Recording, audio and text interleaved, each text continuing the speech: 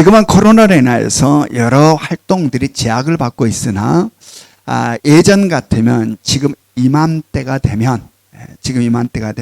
각 교회마다 여름 수련회 준비를 위해서 굉장히 분주한 그러한 시간이 지금 이때쯤입니다.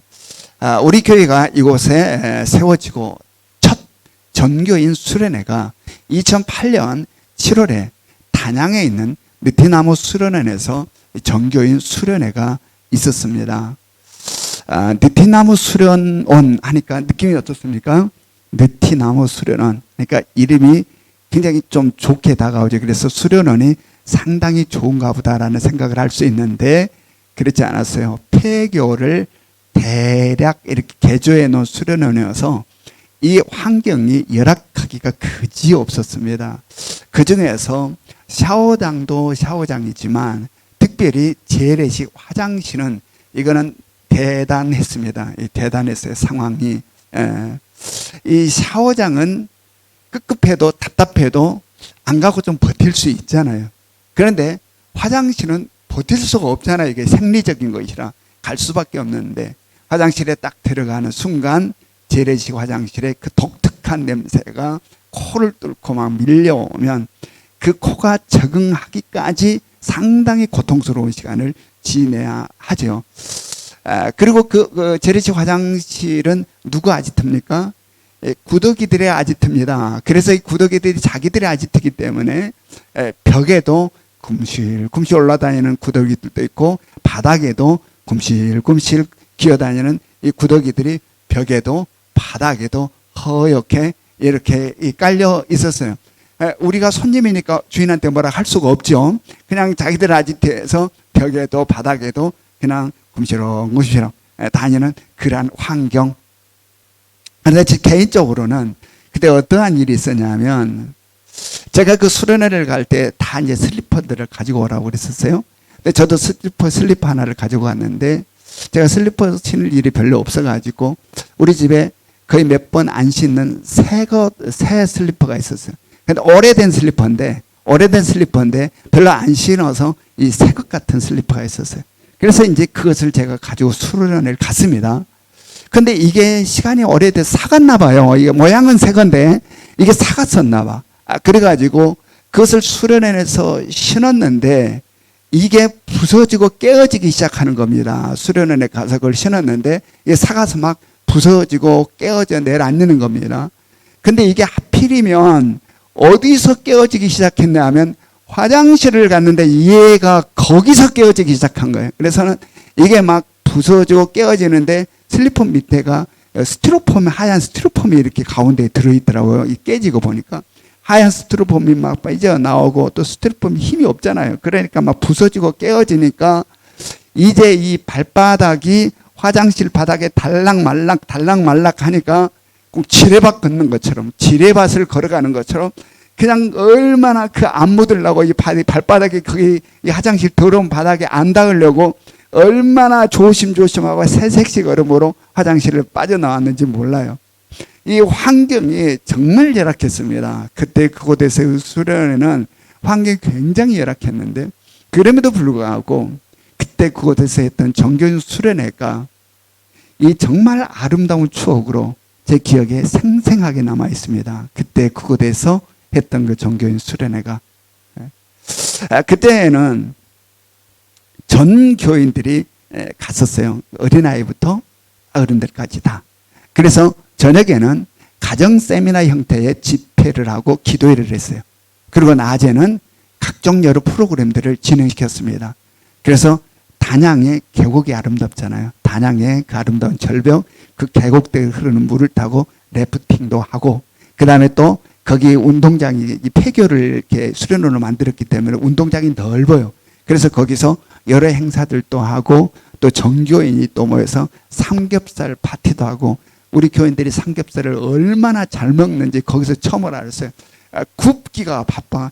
그냥 익지도 않아서 막 집어 먹어버리니까 막 센 것을 먹어버리니까 이게 전신을 못 이길 때까지 기다리는 사람은 전신을 못 할 정도로 얼마나 그냥 정교인들이 이 삼겹살 파티도 하고 또 폭죽을 가져갖고 막 불꽃놀이도 하고 여러분 이야기 들으면 신나요 안 나요? 신나죠. 우리가 코로나가 끝나면 다시 한번 정교회 수련회 한번 갔으면 좋겠습니다. 그러한 수련회가 있었습니다. 그런데 그 프로그램 중에 어떤 게 있었냐면 이제 운동장에서 하는 놀이와 이제 게임들을 많이 했는데 그 중에 전교인 성경 퀴즈 대회가 있었어요. 어떻게 OX 성경 퀴즈 대회. 그래갖고 아이들부터 어른까지 다 나와갖고 문제를 딱 마이크로 읽으면 그걸 듣고 있다가 저게 맞다라고 생각하면 O라고 된 대로 가고 틀리다고 생각한 사람들은 X라는 쪽으로 딱 두 편으로 나눠져서 O와 X로 쫙 갈려서 가는 겁니다. 똑같은 문제를 듣고 한 편은 O 쪽에 한 편은 X 쪽에 이렇게 모여드는 거죠. 그래서 딱 결과가 발표되면 한쪽으로 갔던 사람들은 모조리 탈락이 되는 겁니다. 탈락. 그래서 점점 숫자가 줄어들게 되는 거죠. 그래서 마지막 우승자를 뽑게 되는데 문제가 딱 발표되었을 때 이게 O인지 X인지 모를 때는 어떻게 하게 되죠? 이게 O인지도 모르겠고 X인지 모르겠다 하면 어떻게 하게 되죠? 많이 간 쪽, 사람들이 많이 간 쪽으로 가는 경우도 있고 자기가 평소에 봤을 때 똑똑하게 보이고 성경을 많이 알 것 같이 보이는 그런 집사님이 가는 쪽으로 저 집사님이 가면 맞겠다 라고 집사님을 따라서 딱 가는 겁니다. 집사님, 나는 집사님이 너무 좋아 하고 그냥 붙어서 갑니다. 근데 딱 가서 답이 딱 발표되는데 틀려갖고 떨어지게 되면 어떻게 되는 거예요? 속상한 거죠. 아이, 뒷말은 하지 않겠지만 그렇게 되는 겁니다. 근데 여러분, 이러한 경우는요, 놀이나 게임에만 있는 게 아니에요. 이러한 경우는 놀이나 게임에만 있는 게 아니라 우리들의 일상의 삶에서도 굉장히 많아요. 우리들의 택함에서 이쪽으로 갈까? 이쪽으로 갈까? 이런 것들 속에서 이것이 맞을 것 같고 이것이 옳은 것 같은데 아닐 때가 있고 라는 우리들의 인생에서 이런 경우가 굉장히 많다. 그리고 그 결과에 따라서 굉장히 기쁠 때도 있고 굉장히 슬플 때도 있다. 울 때도 있고 웃을 때가 있다. 이 결과에 따라서. 오늘 말씀 제목이 뭡니까? 한편 또 한편. 오늘 말씀 제목이 한편 또 한편. 하나님께서는 오늘 우리에게 주신 본문 말씀을 통하여 한편에 있는 사람들의 모습을 우리에게 보여주실 것이고 또 한편에 있는 사람들의 모습을 우리들에게 보여주실 거예요. 그리고 우리들에게 질문하실 겁니다. 너는 어느 편에 서기를 원하니? 너는 어느 편에 서기를 원하니? 라고 질문하실 거예요. 여러분의 하나님의 질문에 하나님이 기뻐하는 답, 현명한 답이 우리들의 대답이 될 수 있기를 원합니다. 요한복음 19장 23절부터 24절 말씀, 요한복음 19장 23절부터 24절의 말씀 같이 읽습니다. 시작. 군인들이 예수를 십자가에 못 박고 그의 옷을 취하여 네 깃에 나눠 각각 한 깃씩 얻고 속옷도 취하니 이 속옷은 호지 아니하고 위에서부터 통으로 짠 것이라. 군인들이 서로 말하되 이것을 찢지 말고 누가 얻나 제비 뽑자 하니 이는 성경에 그들이 내 옷을 나누고 내 옷을 제비 뽑나이다 한 것을 응하게 하려 함이로라. 군인들은 이런 일을 하고 십자가형을 선고받는 예수님께서는 십자가를 지시고 골고다 언덕을 오르셨습니다. 그리고 이제 십자가에 달려 계시는 겁니다. 그런데 그 십자가 아래에 있는 군인들이 뭘 했다는 겁니까? 십자가 아래에 있는 군인들이 그 아래에서 뭘 했다? 옷을 나누었다라는. 여기서 말하는 옷은 예수님의 겉옷을 비롯해서 예수님이 착용했던 신발, 두건, 허리띠, 즉 밖으로 착용했던 여러 가지 것들을 통틀어서 지금 여기서 옷이라고 지금 표현하고 있습니다. 이것을 몇 사람 분으로 나누었다는 겁니까? 네 사람으로. 4깃 이러죠. 4깃. 네 사람 분으로 이 물건들을 나누었다라는 이야기입니다. 따라서 우리는 여기서 뭘 할 수 있습니까? 십자가형을 집행한 군인들의 수가 몇 명이다? 네 사람. 네 사람이 예수님의 십자가형을 집행했다라는 이야기입니다. 이 네 명은 당시 로마 군인들에 있어서 최소 단위예요. 그래서 보면 사도행전 12장에도 보면 베드로가 옥에 갇혔을 때에 이 군병들이 베드로를 지킵니다. 그때 어떻게 지켰다라고 성경에 기록하고 있냐면 네 사람이 한 조를 이루어 돌아가면서 지켰어요. 그래서 네 사람은 당시 네 사람은 로마 군인들이 있어서 최소 단위에 속합니다. 바로 이 네 사람이 이 집행을 한 네 사람들이 이 예수님의 겉옷을 비롯해서 신발, 두건, 허리띠, 밖으로 찼던 이 모든 것들을 네 사람 분으로 나누었다라는 이야기입니다. 그리고 속옷은 어떻게 했다라고 지금 기록하고 있습니까? 속옷은 제비뽑기를 했다라는 제비뽑기. 이 당시 예수님의 옷은 이 통으로 된 옷이에요. 그런데 그 옷은 지금 우리처럼 이렇게 넓은 천을 통으로 말아서 바느질을 해서 통으로 옷을 만든 게 아니고 당시의 통옷은 옷을 짤 때 통으로 짜버리는 거예요. 통으로. 그러니까 이음새가 있어요, 없어요? 없는 거죠. 그냥 통으로 처음부터 짠 옷이에요. 그러므로 이것을 나눠버리면 이 가치가 확 떨어져 버리는 거예요. 그래서 한 사람한테 몰아주자라는 거죠. 그래서 한 사람이 제비뽑기와 한 사람이 갖도록 하자라는 것에서 지금 제비뽑기를 하는 거예요. 자, 지금 이 군인들의 상황이 모습, 얼마나 기가 막힌 모습인지 몰라요. 지금 예수님이 어디에 있어요? 십자가에 달려있는 거예요. 예수님께 십자가에 달리셔서 말할 수 없는 고통 가운데 있는데 그들은 바로 그 십자가 밑에서 제비뽑기를 하고 누가 더 많이 가지냐? 누가 더 좋은 것을 갖게 되느냐? 야, 예민해 있다라는 이야기. 예민해 있다. 이것이 지금 당시에 지금 성경이 지금 보여주고 있는 이 군인들의 이 모습입니다. 지금 우리 현대인들의 눈에서 보면 그들의 이런 행위가 굉장히 구차하게 보여요.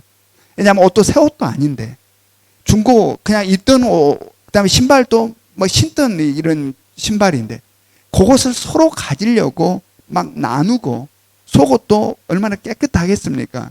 뭐 우리가 생각하기에 예수님은 정결하셔서 뭐 깨끗하시겠지. 아니 똑같아. 땀도 맺고 얼마나 그것이 그래. 그런데 그것을 서로 가지려고 막 제비뽑기를 하는. 이들의 이러한 모습들이 우리 지금의 눈에 보면 굉장히 구차해 보여요. 뭐 그런 것을 갖고 그렇게. 그러나 당시의 생활 수준은 지금 우리의 생활 수준과는 하늘과 땅 차이임을 깨달으시기 바랍니다. 제가 어렸을 때만 해도 굉장히 가난한 시절이었어요. 그래서 한 집에 형이 옷을 딱 사서 입으면 그 다음에 누가 그 옷을 입습니까? 동생이. 그 형이 입고 나면 그 다음에 동생이 입고 그 동생이 입으면 또 그 다음 그 아래 동생이 있고 그 아래 동생이면 그 아래 동생이 있고 그 다음 아래 동생 아래 동생이 있고 어디까지 내려가요? 막둥이까지 내려가는 겁니다. 막둥이까지 형이 입었던 옷이 촤르르 해서 막둥이까지 내려가고 거기서 끝나느냐? 아니요. 옆집으로 건너가죠. 그래서 옆집에 큰아들이 있고 그 다음에 그 다음 동생이 있고 그 다음 동동생이 있고 그 다음 동동동동생이 있고 그렇게 계속 내려가는 거예요. 그리고 옷이 어떻게 되겠어요? 이게 막 이게 달고 헤어져서 이런 천 저런 천 그때는 천이 없으니까 천이라고 생긴 것은 무조건 갖다가 붙여버리니까 그냥 색깔도 안 맞고 이런 천들로 바지들이 여기저기 막 이렇게 누벼지게 되죠. 그래서 나중에 보면 어떤 것이 원래 바지 천이었는지 헷갈릴 정도로 그렇게 했던 그런 시절이 있었어요. 그게 그렇게 오래전 아니에요. 엊그제 우리 생각 엊그제예요. 엊그제. 그런데 오늘 우리나라가 이렇게 살만한 나라로 변했어요. 얼마나 놀랍게 변했는지 몰라요. 첫째는 하나님의 은혜이고 다음은 자녀들에게는 이 가난을 물려주지 않으려고 잘 살아보자 외치면서 죽을 힘을 다해 일했던 바로 우리 어른들의 수고와 땀 흘림 속에 오늘의 이 나라가 지금 이만큼 살고 있는 거죠. 그래서 젊은이들에게 그 옛날 이야기라면 그 어느 나라 이야기예요? 라고 물을 정도로 지난날에 우리들의 나라의 그 가난한 이야기를 하면 어느 나라 이야기인데 라고 물을 정도가 되는 변화가 우리 가운데 있다라는 이런 것은 그냥 우연히 당연히 온 게 아니라 바로 그 과정 속에는 참으로 이러한 아름다운 헌신과 수고와 사랑과 하나님의 은혜가 있음을 그래서 항상 우리는 무엇이든지 당연함이 아니라 거기에 대한 감사의 마음 늘 있어야 되고 감사의 마음이 우리들의 마음에 있을 때 우리들의 마음이 따뜻해지고 여유로워지고 포근해지는 그러한 삶을 살게 된다. 그래서 항상 뭐 어떤 일들이든지 가족들 감사가 메마르지 않는 삶을 살아갈 수 있기를 원합니다. 2000년 전, 그래, 2000년 전에 지금 이 상황이 2000년 전 생활 수준이 어떻겠느냐라는 이야기입니다. 그 당시에 바로 로마 군병들이 바로 이렇게 막 서로 몫을 나누고 제비뽑기를 하는 것은 당연한 모습이었어요. 당연한 모습.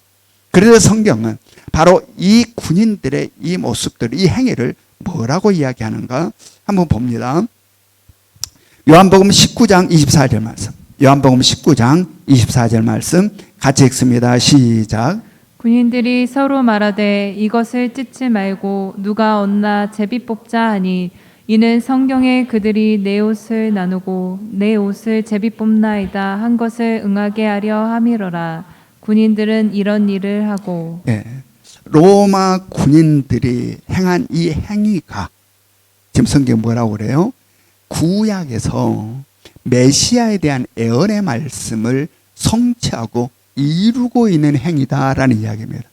즉 하나님의 구속사에 있어서 하나님께서 구약의 말씀에서 예언하신 메시아에 대한 말씀이 지금 이루어지고 있는 현장이다라고요. 따라서 우리는 바로 이 사건을 하나님의 구속사적인 시각으로 보아야 한다라는 얘기입니다. 아멘. 그냥 뭐 지저분하게 그냥 이런 일반적인 시각이 아니라 바로 이 사건을 하나님의 구속사적인 시각으로 이 사건을 보아야 한다. 지금 예수 그리스도가 십자가에 달리심은 예수 그리스도를 통하여서 이 땅을 구원하시고 회복시키시려는 하나님의 구속사에 있어서 최절정의 순간에 하나님의 구속의 역사 속에서 최절정의 순간, 이 순간이다. 그런데 이 엄청난 이 순간에 십자가 아래에 있는 군인들이 뭘 했다는 겁니까? 제비뽑기를 하고 누가 더 좋은 것을 가져가냐, 누가 더 많이 가져가냐 라는 것들로 신경전을 하고 있었다라는 이야기입니다. 신경전을. 지금 그들의 시선과 그들의 마음과 그들의 생각과 그들의 관심은 지금 눈앞에 보이는 물질에 지금 집중되어 있다라는 이야기. 물질에. 누가 더 많이 가져간가? 신발은 누가 가져가냐? 서로 앞에 있는 눈앞에 있는 물질의 모든 관심과 마음, 시선들이 집중되어 있다. 왜 그러는가? 그들은. 왜 그런 행위를 하고 있는가? 이 십자가와 전혀 관계없이 예수님이 지금 십자가에 달려 처절한 죽임을 당하고 있는데 그 아래에서 이들은 왜 그런 행동을 하는가 알아요? 왜? 그것은 그들은 예수 그리스도를 모르기 때문에 그들은 십자가에 달리신 예수 그리스도의 십자가가 무엇인지를 모르기 때문에 하나님의 구원의 역사가 무엇인지를 전혀 모르니까 어찌 보면 그들은 당연한 모습일 수 있어요. 모르니까. 자, 그렇다면 예수 그리스도를 너무나 잘 알고 예수 그리스도의 십자가를 너무나 잘 알고 하나님의 구원의 역사가 무엇인지를 잘 알고 있는 우리들은 어떠한가라고 한번 점검해 봅시다. 다른 사람들의 이야기가 나의 이야기, 그 군인들의 이야기가 아니라 우리들의 이야기. 그렇다면 예수가 누구인지 알고 예수 그리스도의 십자가가 무엇인지 알고 하나님의 구원의 역사가 어떤 것인지를 잘 알고 있는 우리들은 어떠한가?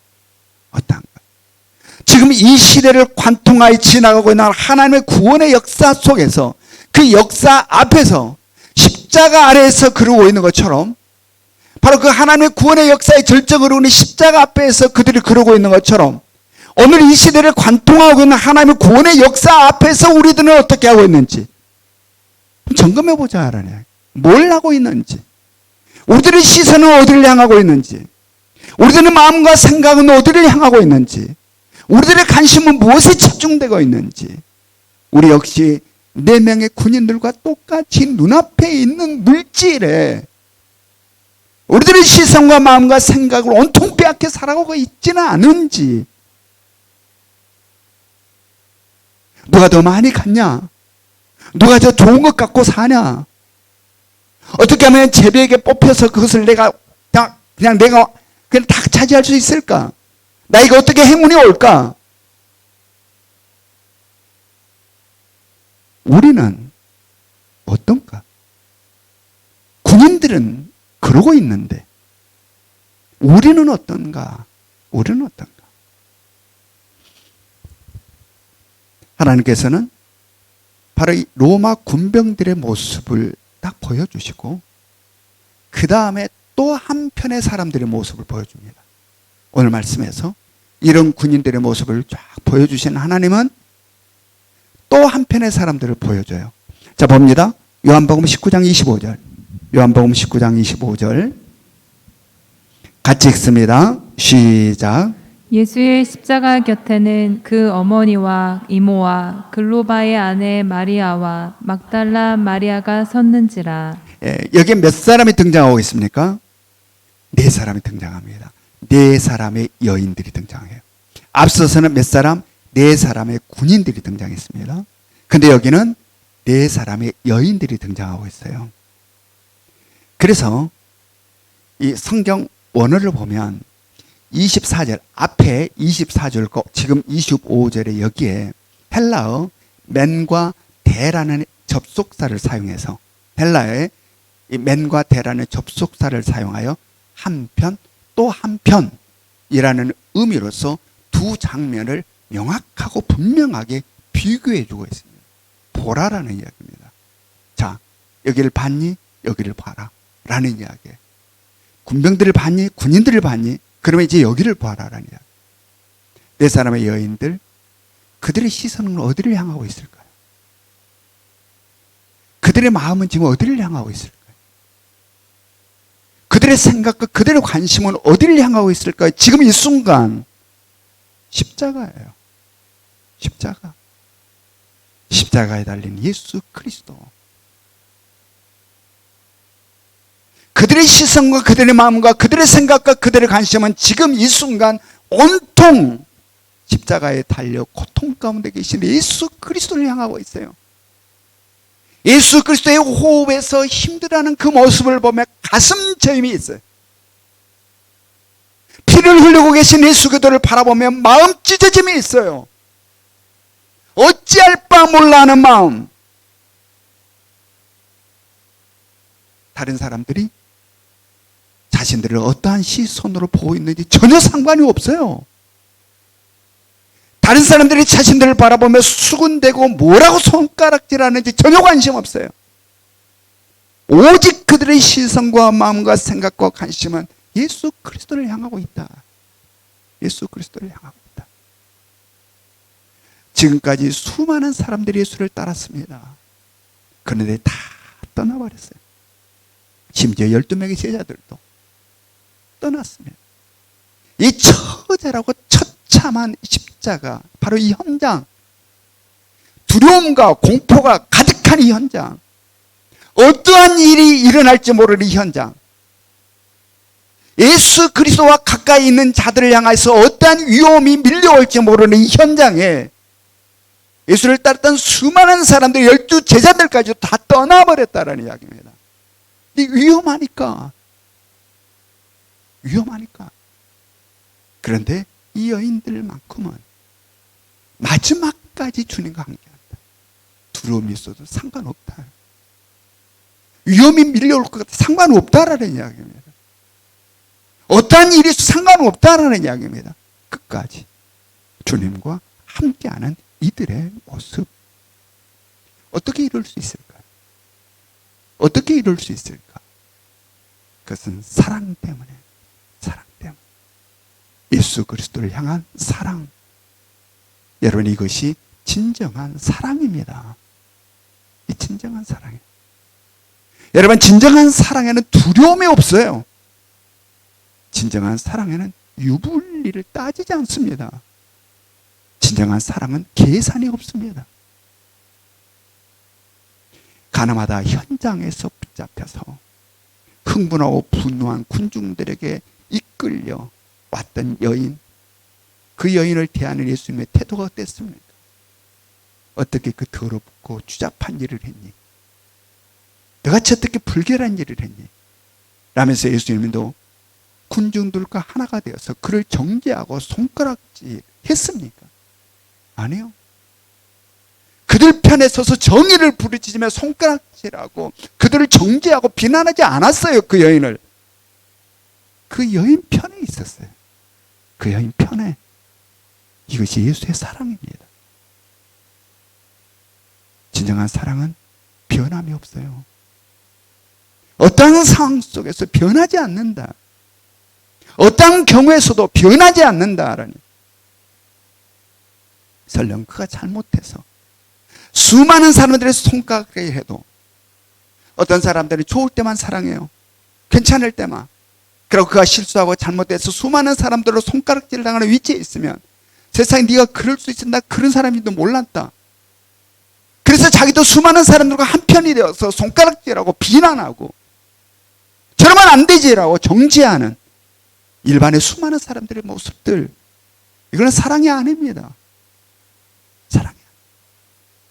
실수하고 잘못했어도 끝까지 함께 하는 것이 진정한 사랑이에요. 주님이 우리를 그렇게 사랑한 거예요. 우리가 아무리 형편없이 되어도 수많은 사람도 손가락질을 받아도 주님은 우리를 팽개쳐버리지 않는다. 끝까지 함께 하신다. 이것이 주님의 사랑이에요. 여러분, 지금 상황이 어떠한 상황입니까? 모든 사람들이 예수 그리스도를 대적하고 있는 상황입니다. 모든 사람들이 예수를 떠나고 있는 상황입니다. 모든 사람들이 예수를 외면하고 있는 사람입니다. 흉악범이라 하여 십자가형을 받은 지 흉악범, 그래서 침을 뱉고 손가락질하고 돌을 던지는 상황입니다. 모두가 저 죽일 놈이라고 하는 상황입니다. 그런데 여인들은 바로 그 예수 그리스도 곁에 있는 겁니다. 왜? 사랑하니까. 이것이 진정한 사랑인 겁니다. 이것이. 그리고 이러한 사랑이 있을 때 우리는 외롭지가 않습니다. 외롭지가. 이러한 사랑이 우리 곁에 있을 때 우리는 외롭지 않는다라는. 이것이 바로 주님으로부터 나오는 주님의 사랑이에요. 세상으로부터 나온 사랑이에요. 바로 여인들은 이러함으로 주님과 함께 하고 있습니다. 우리는 한 편과 또 한 편을 보았습니다. 어느 편에 서시기를 원하십니까? 우리는 한 편과 또 한 편을 보아서 어느 편에 서기를 원하십니까? 4명의 군병들의 모습, 4명의 군병들과 같은 편에 서기를 원합니까? 아니면 4명의 여인들과 같은 편에 서기를 원하십니까? 보이는 세상 것의 시선과 마음과 생각과 관심이 뺏겨버리는 삶, 그렇게 살기를 원하십니까? 아니면 늘 주님을 바라보며 주님의 십자가를 가슴에 품고 살기를 원하십니까?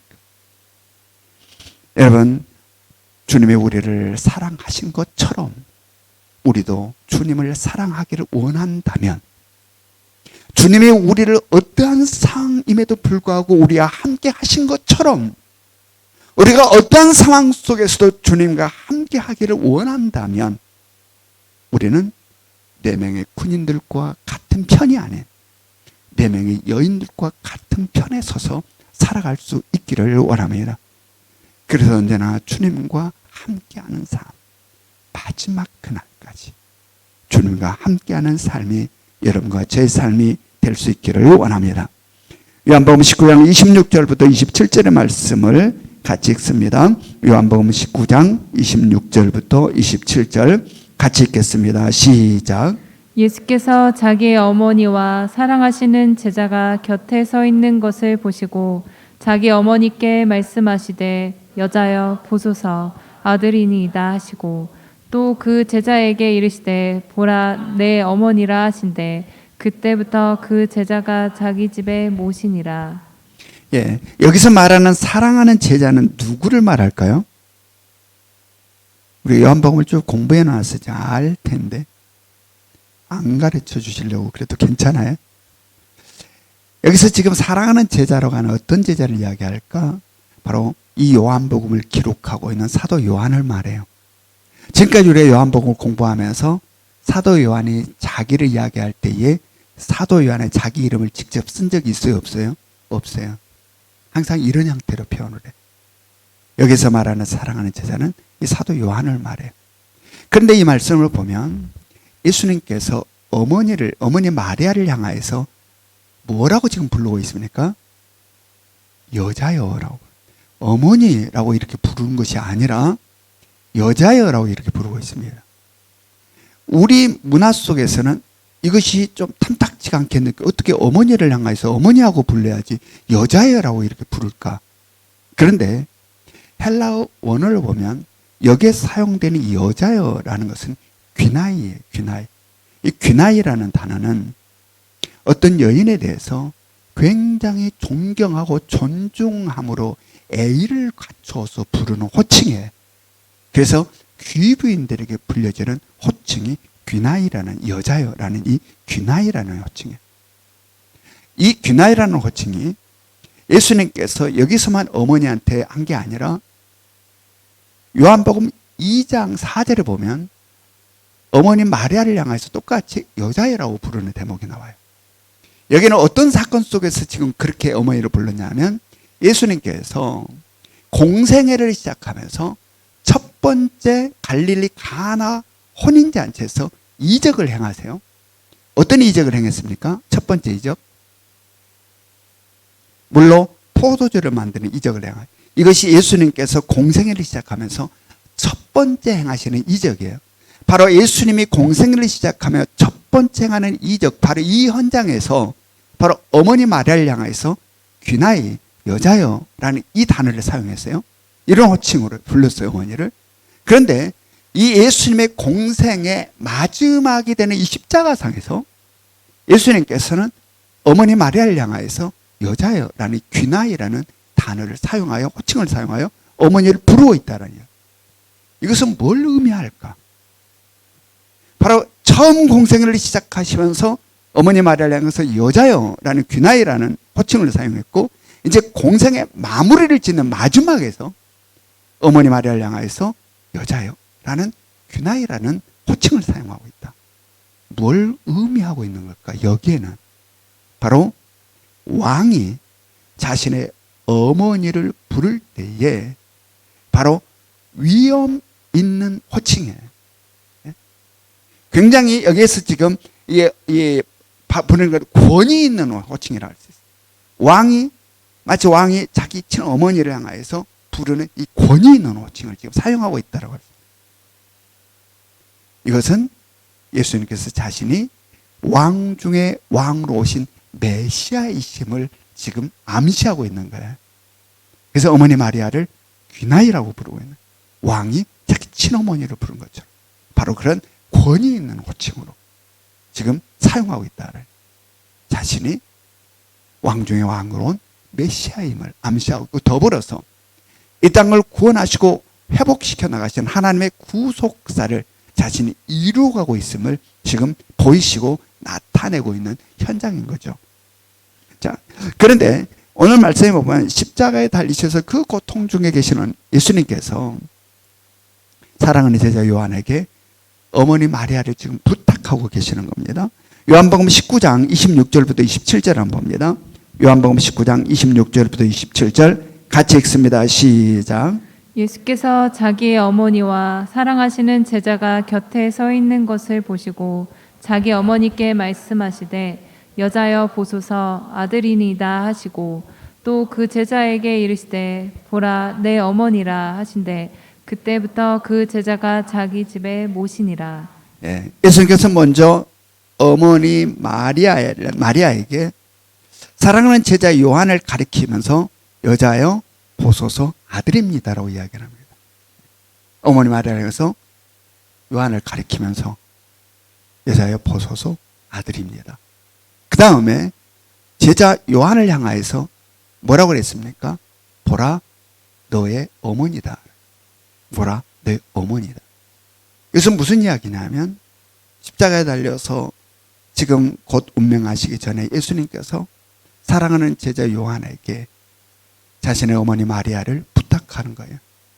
네가 우리 어머니를 친어머니처럼 어머니로 네가 모시고 섬기라라는 이야기입니다.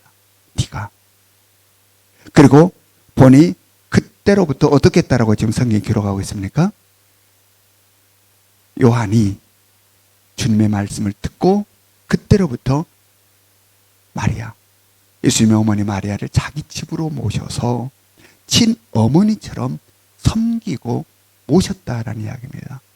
집에서 친아들로서 그렇게 섬겼다는 거예요. 역사가들은 바로 요한이 마리아를 자기 친어머니처럼 그렇게 자기 집에서 그렇게 모시고 섬겼다고 기록하고 있습니다.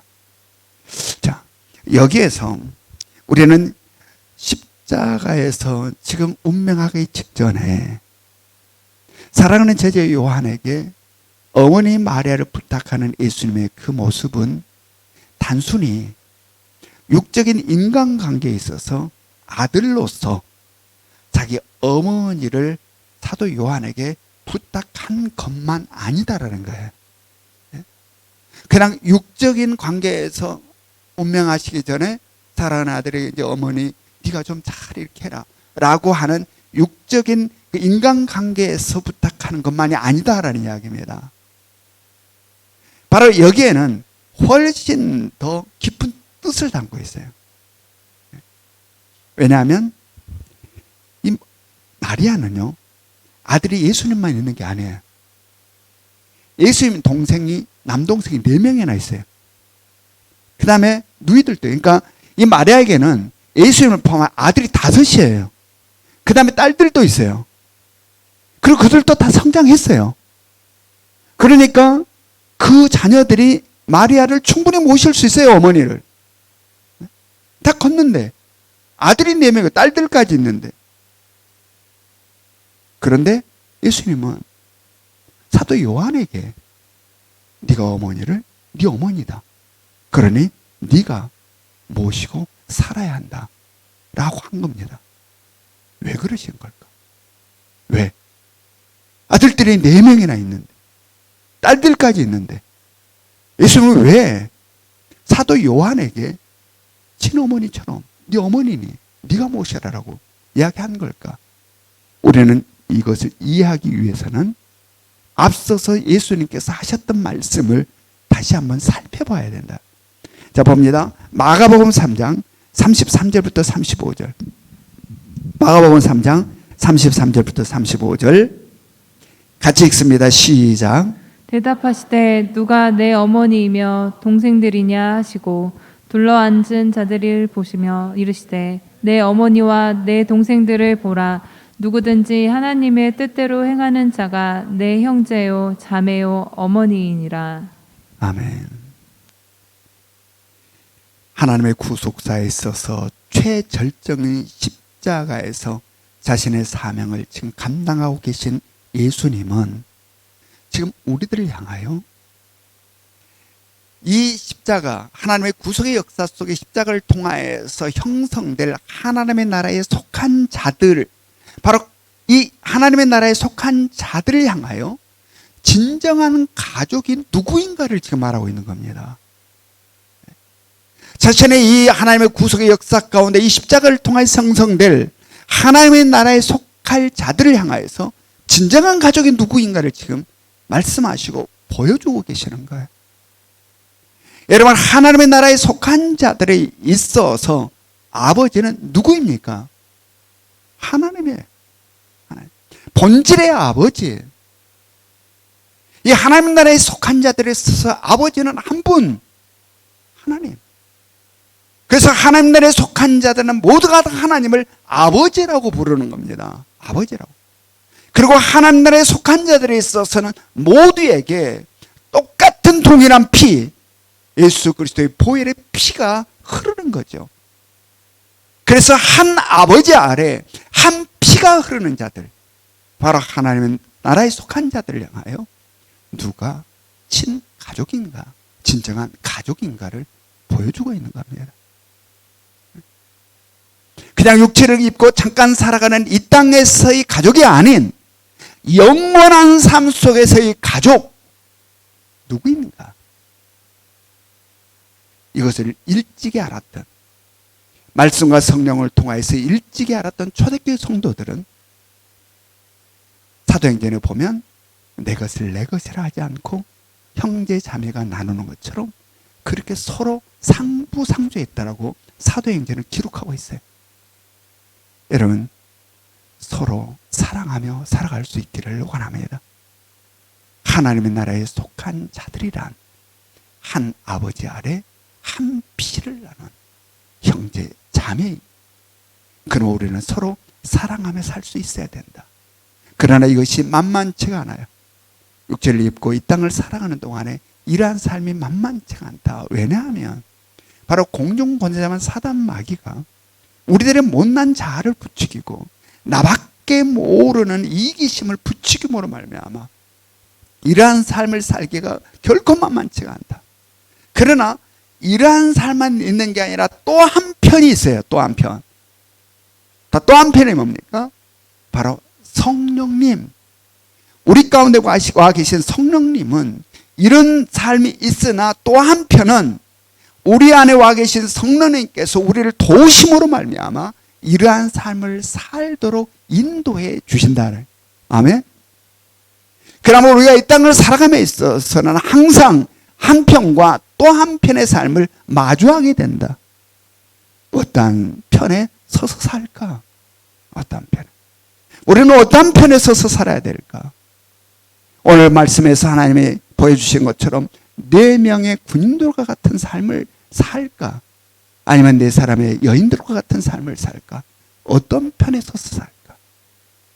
눈앞에 보이는 세상의 물질에 내 시선과 내 마음과 내 생각과 관심을 온통 빼앗겨 살까?